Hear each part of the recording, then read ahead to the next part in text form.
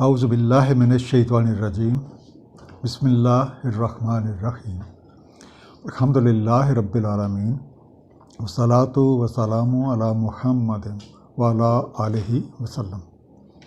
انشاءاللہ آج ہم سورہ البقرہ کے 14ویں رکوع کا مطالعہ کریں گے، اس دعا کے ساتھ کہ اللہ تعالیٰ اپنے حبیب رحمت العالمین صلی اللہ علیہ وآلہ وسلم کے طفیل ہم سب کو قرآن کریم کا صحیح مفہوم عطا فرمائیں۔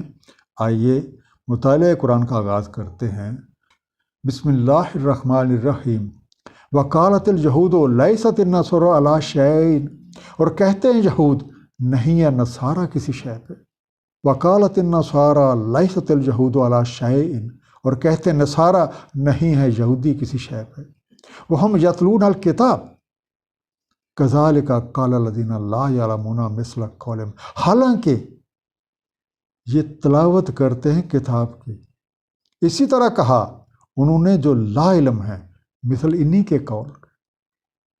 فاللہ یحکم بینہم یوم القیامۃ فیما کانوا فیہ یختلفون، تو اللہ تعالیٰ حکم فرما دیتا ہے ان کے مابین یوم القیامہ کو جس میں یہ اختلاف کر رہے ہیں۔ لیست نہیں ہیں، کذالک اسی طرح۔ یہود نصارہ مومنوں کے خلاف متحد ہیں، لیکن ان کے اپنے بیچ میں شدید اختلافات ہیں۔ یہودی کہتے ہیں عیسائی کسی چیز پہ نہیں ہے، اور عیسائی کہتے ہیں یہودیوں کے پاس کچھ نہیں ہے، حالانکہ یہ دونوں آسمانی کتابوں کی پیروی کا دعویٰ رکھتے ہیں۔ سورہ الجاثیہ آیت نمبر 17 میں بنی اسرائیل کے حوالے سے ذکر ہے جنہیں واضح نشانیاں دی گئیں لیکن پھر بھی وہ اختلافات میں پڑے گئے۔ آیت کا مفہوم ہے اور ہم نے انہیں بینات دی معاملات کی، سو نہیں اختلاف کیا انہوں نے مگر بعد اس کے کہ آ چکا ان کے پاس علم، باہمی ضد بازی سے۔ بے شک آپ کا رب طے کر دیتا ہے ان کے مابین یوم القیامہ کو جس میں وہ اختلاف کر رہے ہیں۔ اور اسی طرح کے الفاظ آج بھی وہ والے لوگ کہتے ہیں جن کے پاس علم حقیقی نہیں ہے۔ بنیادی طور پہ ایسا رویہ گروہ بندی، حسد اور بغض کا نتیجہ ہے۔ ایسے لوگ اپنے آپ کو بالکل صحیح اور باقی سب کو غلط قرار دیتے ہیں۔ قیامت کے دن ان کے اختلافات کا فیصلہ اللہ تعالیٰ کے مقرر کردہ قوانین کے مطابق ہو جائے گا۔ وَمَنْ أَظْلَمُ مِمَّنْ مَنَعَ مَسَاجِدَ اللَّهِ، اور کون ہے بڑا ظالم اس سے جو منع کرے اللہ تعالیٰ کی مساجد سے۔ اَن یُذْکَرَ فِیہا اسمہ وَیَسْعیٰ فِی خَرَابِہَا، کہ ذکر کیا جائے ان میں اس کے اسم کا اور صحیح کرے ان میں خرابی کی۔ اولئک ما کان لہم ان یدخلوہا الا خائفین، یہی ہیں نہیں ان کے لیے کہ وہ داخل ہو ان میں سوائے ان کے جو خائف ہیں۔ لہم فی الدنیا خزی ولہم فی الآخرۃ عذاب عظیم، ان کے لیے دنیا میں رسوائی ہے اور ان کے لیے آخرت میں عذاب عظیم ہے۔ اظلم، زیادہ ظالم یا اس سے بڑھ کے ظالم، مور رانگ ڈوور، مور انجسٹ۔ منع کرنا، منع ہوتا ہے دو چیزوں کے درمیان حائل ہو جانا، باز رکھنا، روک دینا، پریونٹس۔ صحیح کرتا ہے، بھاگ دوڑ کرتا ہے، اسٹرائفس۔ خرابہا، خراب سے بنا، خیر بے، ویرانی کرنے کے لیے، اجاڑنے کے لیے، دیر ڈسٹرکشن۔ خائفین، خوف سے بنا، خے واف ہے جو حالت دو دن فیئر۔ مساجد توحید کے مراکز ہیں جہاں پہ مسلمان اجتماعی طور پہ اپنے خالق اور مالک حقیقی کی بندگی کا نمونہ پیش کرتے ہیں اور احکامات الہیہ پہ عمل کرنے کے بارے میں مشاورت کی جاتی ہے۔ یہ وہ جگہ ہیں جہاں پہ ہر ایک کو رسائی حاصل ہے، اور یہ مقامات معاشرتی تعلیمات اور سماجی بہبود کے مراکز کے طور پہ بھی کام کرتے ہیں۔ تو کیا ایسے لوگوں سے بڑھ کے بھی کوئی انسانیت کا دشمن ہو سکتا ہے جو اس نظام کو اور اللہ تعالیٰ کے آگے سر تسلیم و خم کرنے والوں کو روکے اور قانون الہیہ کے نفاذ میں رکاوٹیں ڈالے؟ سورہ الجن آیت نمبر 18 میں ارشاد ہے، اور یہ کہ مساجد اللہ تعالیٰ کے لیے ہیں، پس مت پکارو اللہ کے ساتھ کسی اور کو۔ ایسے لوگوں کو ان میں داخل ہونے کا کوئی حق نہیں ہے۔ یا ہم کہہ سکتے ہیں کہ اللہ کی عبادت گاہوں میں ایسے لوگ داخل ہونے کے قابل ہی نہیں ہیں۔ ان کے داخلے کی صرف ایک ہی صورت ہے، خوف اور ڈر کی حالت۔ ایسے تمام لوگوں کے لیے دنیا میں بھی رسوائی ہے اور آخرت میں بھی۔ سورہ توبہ آیت نمبر 17 و 18 میں ارشاد ہے، نہیں ہے مشرکین کے لیے کہ انتظام سنبھال لیں اللہ تعالیٰ کی مساجد کا، جبکہ وہ خود گواہی دے رہے ہیں اپنے اوپر کفر۔ ایسے ہیں اکارت گئے جن کے اعمال اور انہیں آگ میں پڑے رہنا ہے۔ دراصل انتظام سنبھالتے ہیں اللہ کی مساجد کا جو ایمان رکھتے ہیں اللہ تعالیٰ پہ، یوم آخر پہ، قائم رکھتے ہیں صلاۃ اور عمل کرتے ہیں طریقہ زکوٰۃ پہ، اور نہیں خشیت رکھتے کسی کی بھی سوائے اللہ کے، تو قریب ہے کہ وہ ہدایت یافتہ ہو جائے۔ وَلِلَّهِ الْمَشْرِقُ وَالْمَغْرِبُ، اور اللہ تعالیٰ ہی کے لیے ہے مشرق و مغرب۔ فَأَيْنَمَا تُوَلُّوا فَثَمَّ وَجْهُ اللَّهِ، بس جدھر بھی تم پھرو گے بس ذات و صفات ہیں اللہ تعالیٰ کی۔ آپ کہہ سکتے ہیں ہر طرف اللہ کو ہی پاؤ گے۔ ان اللہ واسع علیم، بے شک اللہ تعالیٰ وسعت والا، علم والا ہے۔ وَقَالُوا اتَّخَذَ اللَّهُ وَلَدًا سبحانہ، اور وہ کہتے ہیں اللہ تعالیٰ کی اولاد ہے، وہ پاک ہے اس سے۔ بل لہ ما فی السماوات والارض، بلکہ اسی کا ہے جو کچھ بھی آسمانوں اور زمین میں ہے۔ کل اللہ قانتون، سب اسی کے فرمان بردار ہیں۔ فائنما، جہاں کے، سو ویئر ایور، تولو، تم رخ کرو، تم پھرو، یو ٹرن، سبحانہ، پاکی اس کو، بے حیب، گلوری ٹو ہم۔ قانتون، قانتون اس کا روٹ ہے کنت، کاف نون تے، اور یہ جمع کا صیغہ ہے، اور اس کا واحد ہے قانت۔ قانت کا مطلب ہوتا ہے مؤدب، اور اس شخص کو کہتے ہیں جو اپنی صلاحیتوں، اپنے اختیارات اور اپنی قوتوں کو انتہائی احتیاط کے ساتھ قانون الہیہ کی بجا آوری میں استعمال کرتا ہے۔ تو انگلش میں آپ کہہ سکتے ہیں ہمبلی اوبیڈینٹ۔ اب ایسے لوگوں کو علم ہونا چاہیے کہ اللہ تعالیٰ کا نظام کسی خاص قبیلے، کسی خاص مقام، قوم یا ملک تک محدود نہیں ہے، بلکہ یہ وقت اور جگہ کی پابندیوں سے آزاد ہے۔ یہ نظام بہت وسیع اور اللہ تعالیٰ کے علم پر مبنی ہے، لہذا جو کوئی بھی اللہ تعالیٰ کی طرف رجوع کرتا ہے وہ اس کی طرف جانے کا راستہ پا لیتا ہے۔ جیسا کہ سورہ العنکبوت آیت نمبر 69 میں ارشاد ہے، جو جد و جہد کرتے ہیں ہم ضرور کھول دیتے ہیں ان کے لیے اپنی راہیں، اور بے شک اللہ تعالیٰ محسنین کے ساتھ ہے۔ اور آیت نمبر 116 میں جس طریقے سے ارشاد ہوا ہے، تو جو شخص اللہ تعالیٰ کے ہاں بیٹے کا تصور رکھتا ہے وہ اپنے ایمان کو کیسے درست قرار دے سکتا ہے؟ اس طرح کا عقیدہ رکھ کے تو دراصل وہ اللہ کو مخلوق کے درجے پہ لے آتا ہے، جسے اپنی عظمت ظاہر کرنے کے لیے مددگاروں کی، ساتھیوں کی یا اولاد کی ضرورت پڑتی ہے۔ اللہ تعالیٰ ایسی تمام چیزیں پاک ہے، یہ ساری کائنات اسی کی ہے، اور تمام چیزیں اور تمام مخلوقات عاجزی کے ساتھ اسی کے تابع فرمان ہے۔ ایسے اختیار کے مالک کو والا بیٹے کی کیا ضرورت؟ سورہ الاخلاص میں ارشاد ہے، کہہ دیں وہ اللہ احد ہے، اللہ تعالیٰ بے احتیاج ہے، وہ نہ کسی کا باپ ہے، نہ کسی کا بیٹا، اور نہ ہی اس کا کوئی خاندان ہے۔ بدیع السماوات والارض، عدم سے وجود میں لانے والا آسمانوں اور زمین کو۔ وَإِذَا قَضَىٰ أَمْرًا فَإِنَّمَا يَقُولُ لَهُ كُن فَيَكُونُ، جب وہ طے کر لیتا ہے کوئی امر تو اسے صرف یہی فجا، بس وہ ہو جاتا ہے۔ بدیع، بدا سے بنا، ابتداءً بنانے والا، موجد، بے نمونہ بنانے والا، اوریجنیٹر۔ قضا، چکانا، نافذ کرنا، ڈیکریز۔ کن، ہو جا، فیکون، سو ہو جاتا ہے۔ اللہ تعالیٰ قادر مطلق ہے، اور وہ اتنی بڑی کائنات کو عدم سے وجود میں لایا ہے، اسے تخلیق کے لیے کسی طرح کے وسائل کی اور کسی کی مدد کی ضرورت نہ تھے۔ اور اس کا تخلیق کا طریقہ تو یہ ہے، وہ جب کسی ایک شے کو بنانے کا ارادہ کرتا ہے تو اس کا امر اس چیز کو وجود میں لانے کا سبب بن جاتا ہے۔ اور یہ حقیقت سورہ یاسین کی آیت نمبر 82 میں بیان ہوئی ہے۔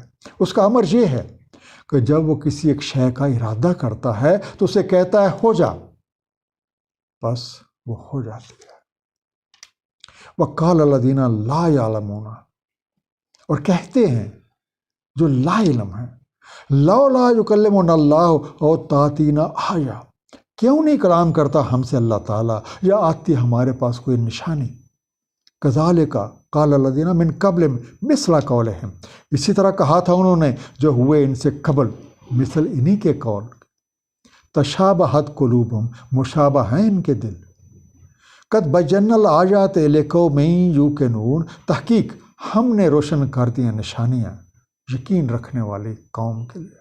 تشابہات ملتے جلتے، مشابہت رکھتے، ایک ہی جیسے۔ بینا ہم نے واضح کر دی، روشن کر دی، we have made it clear۔ اب جو لوگ نظام وحی کے بارے میں کچھ بھی نہیں جانتے وہ کہتے ہیں کہ اگر اللہ تعالیٰ کو ہماری رہنمائی مقصود ہے تو وہ ہمارے سے براہ راست کلام کیوں نہیں کرتا، یا ہمیں ایسا کوئی معجزہ کیوں نہیں دکھا دیتا جس سے ہم پہچان سکیں کہ یہ سب کچھ اللہ تعالیٰ کی طرف سے ہے۔ ایسا مطالبہ ماضی میں بھی اسی طرح کی ذہنیت رکھنے والے افراد کرتے رہے ہیں۔ ہمارے لیے جاننا یہ ضروری ہے کہ قرآن کریم اللہ تعالیٰ کی طرف سے وحی کرتا ہے، اسے قبول کرنا یا نہ کرنا ہر ایک کی اپنی ثوابدید ہے، اور اس انتخاب کے جو بھی نتائج ہوں گے وہ پھر اسے خود ہی بھگتنے ہیں۔ جیسے کہ سورہ الکاف آیت نمبر 29 میں ارشاد ہے، کہہ دیں حق ہے تمہارے رب کی طرف سے، پس جو کوئی چاہے سو ایمان لے آئے، اور جو کوئی چاہے اس سے کفر کرے۔ بے شک ہم نے تیار کر رکھی ہے ظالموں کے لیے ایک آگ، احاطہ کر لیں گے اس کے لپٹے ان کا، اور اگر وہ فریاد کریں گے تو ان کی فریاد رسی ایک پانی سے جیسے تیزاب، بھون ڈالتا ہے چہروں کو، کیا ہی برا مشروب اور کتنی بری آرام گاہ۔ اور جو لوگ وحی کی حقیقت کو سمجھتے ہیں وہ ایسے مطالبات نہیں کرتے۔ پیغامات الہیہ اور نشانیاں اس قدر واضح ہیں کہ جو کوئی بھی ان پہ غیر جانبداری کے ساتھ غور و فکر کرتا ہے وہ انہیں سمجھ لیتا ہے۔ اِنَّا أَرْسَلْنَاكَ بِالْحَقِّ بَشِيرًا وَنَذِيرًا، بے شک ہم نے بھیجا ہے آپ کو حق کے ساتھ ایک بشارت دینے والا، متنبع کرنے والا۔ وَلَا تُسْأَلُ عَنْ أَصْحَابِ الْجَحِيمِ، اور نہیں پوچھ تم سے اصحاب الجحیم کے بارے میں۔ بشیرن بشارت، ایک خوشخبری دینے والا، بیرر آف گلیڈ ٹائڈنگس۔ نذیرن متنبع کرنے والا، وارنر۔ تسألو تم سے سوال کیا جائے گا، یو ول بی آسکڈ۔ الجحیم جہم سے بنا، جہیم سے مراد ایک بڑی آگ جو کسی گہری جگہ میں ہو، یا آپ کہہ سکتے ہیں کوئی ایسا گڑھا جس میں آگ ہی آگ بھری ہوئی ہو۔ ایسی جگہ گرنے والا خود سے باہر نہیں نکل سکتا، یعنی اس کی تمام طرح کی حرکت محدود ہو جاتی ہے۔ لہذا جہیم وہ منزل یا وہ ٹھکانہ ہے جس میں پڑا ہوا شخص آگے بڑھنے سے رکا رہتا ہے۔ آپ کہہ سکتے ہیں ڈچ آف بلیزنگ فائر۔ یہ اللہ تعالیٰ ہے جس نے اپنے رسول کو پیغام حق کے ساتھ بھیجا ہے تاکہ وہ اس کو ماننے والوں کو بشارت دے اور مخالفت کرنے والوں کو ان کے انجام سے متنبع کر دے۔ اگر لوگوں نے پیغام حق پہ توجہ نہ دی تو ان کو سنگین نتائج کا سامنا کرنا پڑے گا، اور ان کے اس انجام کا ذمہ دار رسول نہیں ہے بلکہ وہ خود ہے۔ جیسے کہ سورہ تغابن آیت نمبر 62 میں ارشاد ہے، اور اطاعت کرو اللہ تعالیٰ کی، اطاعت کرو رسول کی، بس اگر تم نے منہ موڑا تو ہمارے رسول کے ذمہ ہے صرف کھول کر پہنچا دینا۔ ہمیں یاد رکھنا چاہیے کہ انسانی ذات کی ترقی صرف پیغمبرانہ تعلیمات کے مطابق قوانین الہیہ پہ عمل پیرا ہونے سے ہی ممکن ہے۔ ولن ترضى عنك اليهود ولا النصارى حتى تتبع ملتهم، اور ہرگز نہیں راضی ہوں گے تم سے یہود اور نہ ہی نصارہ حتیٰ کہ تم اتباع کرو ان کی ملت کا۔ قل ان ھدی اللہ ھو الھدی، کہہ دیں بے شک اللہ تعالیٰ کی ہدایت ہی تو ہدایت ہے۔ وَلَئِنِ اتَّبَعْتَ أَهْوَاءَهُمْ بَعْدَ الَّذِي جَاءَكَ مِنَ الْعِلْمِ، اور اگر تم نے اتباع کیا ان کی خواہشات کا بعد اس کے کہ آ چکا ہے تمہارے پاس علم، مَا لَكَ مِنَ اللَّهِ مِن وَلِيٍّ وَلَا نَصِيرٍ، نہیں تمہارے لیے اللہ تعالیٰ سے زیادہ کوئی دوست اور نہ کوئی نصرت کرنے والا۔ تتبع، تم اتباع کرو یا تم تابع ہو جاؤ، ملتم، ان کا مذہب، ان کی طرز فکر عمل، آپ کہہ سکتے ہیں دیر اسکول آف تھاٹ، احواہم، ان کی خواہشات، جا کا آ گیا ہے تمہارے پاس۔ اب ان یہودیوں نے اور عیسائیوں نے تو ٹھان رکھا ہے کہ جب تک تم اپنا راستہ چھوڑ کے ان کی پیروی نہیں کرو گے وہ تم سے کبھی راضی نہیں ہوں گے، جیسا کہ سورہ البقرہ آیت نمبر 135 میں ارشاد ہے، اور کہتے ہیں ہو جو یہودی یا نصارہ تو ہدایت پا جاؤ گے، کہہ دیں بلکہ ملت ابراہیم حنیف کی اور نہ تو مشرکین میں سے۔ ان سے کہہ دیں بات میرے راستے یا تمہارے راستے کی نہیں ہے، بلکہ صحیح راستہ تو وہ ہے جو اللہ تعالیٰ نے اپنی وحی کے ذریعہ سے قرآن کریم میں اور صاحب قرآن کے ذریعے سے متعین کیا ہے، اور صرف اسی پہ چلنے سے نجات ممکن ہے۔ سو اے قاری قرآن، یہ علم حاصل ہو جانے کے بعد اگر تم ان کے راستے پہ چلو گے تو تم بھی انہی جیسے ہو جاؤ گے، اور غلط راستے کے چلنے کے جو تباہ کن نتائج ہیں اس سے تمہیں کوئی نہیں بچا سکے گا۔ تو قرآن کریم اپنے قاریوں کو سورہ الاعراف کی آیت نمبر 3 میں نصیحت کرتا ہے، اتباع کرو جو نازل فرمایا گیا تمہاری طرف تمہارے رب سے، اور مت اتباع کرو سے چھوڑ کے اور رفیقوں کی، بہت کم یاد دہانی حاصل کرتے ہو۔ الذین آتیناہم الکتاب یتلونہ حق تلاوت، وہ جنہیں ہم نے کتاب دی ہے وہ تلاوت کرتے ہیں اس کی جو حق ہے اس کی تلاوت کا۔ اولئک یؤمنون بہ، یہی ہیں جو ایمان رکھتے ہیں اس کا۔ وَمَن یکفر بہ فاولئک ھم الخاسرون، اور جو کفر کرتے ہیں اس کا سو یہی ہیں جو خسارے میں ہیں۔ یتلونہ، تلاوت کرنا، کسی چیز کا اسے سمجھنے اور عمل کرنے کی غرض سے مطالعہ کرنا، یہ ہے جو تلاوت، ریسائٹ۔ اب جن لوگوں کو یہ کتاب قرآن دی گئی ہے وہ اس کا بغور مطالعہ کرتے ہیں، اس پہ غور و فکر کرتے ہیں، اس کو سمجھتے ہیں اور اس پہ عمل کرتے ہیں۔ یہ عمل کرنا حق ادا کرنا ہے۔ دراصل وہی سچے ایمان والے۔ سورہ انفال آیت نمبر 2 میں ارشاد ہے، دراصل مومن تو وہ ہیں کہ جب ذکر کیا جاتا ہے اللہ تعالیٰ کا دہل جاتے ہیں ان کے دل، اور جب تلاوت کی جاتی ہے ان پہ اس کی نشانیاں زیادہ ہو جاتا ہے ان کا ایمان، اور وہ اپنے رب پر ہی توکل کرتے ہیں۔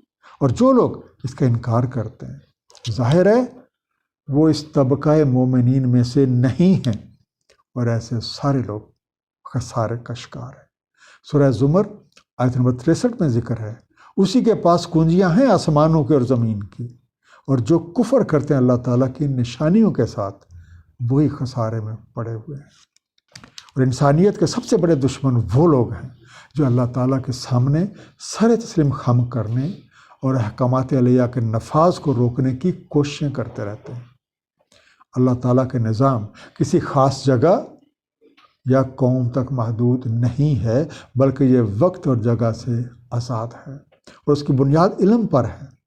اور جو شخص بے خلوص دل کے ساتھ اللہ تعالیٰ کی طرف رجوع کرتا ہے وہ اس کی طرف جانے کا راستہ پا لیتا ہے۔ اللہ تعالیٰ کے رسولوں کا کام لوگوں تک اللہ کا پیغام پہنچا دینا ہے، وہ لوگوں کے اعمال کے ذمہ دار نہیں ہیں۔ پیغام حق کو قبول کرنے اور اس پہ عمل کرنے والے کامیاب، اور انکار کرنے والے خسارے میں پڑ جاتے ہیں۔ اللہ تعالیٰ ہم سب کو قرآن کریم کا صحیح مفہوم عطا فرمائیں، اور اس پر ہم سب کو نبی پاک صلی اللہ علیہ وآلہ وسلم کی سیرت طیبہ کے مطابق عمل کرنے کی توفیق عنایت فرمائیں۔ صدق اللہ العلی العظیم۔ صلی اللہ تعالیٰ علی حبیبہ محمد و علیہ وسلم۔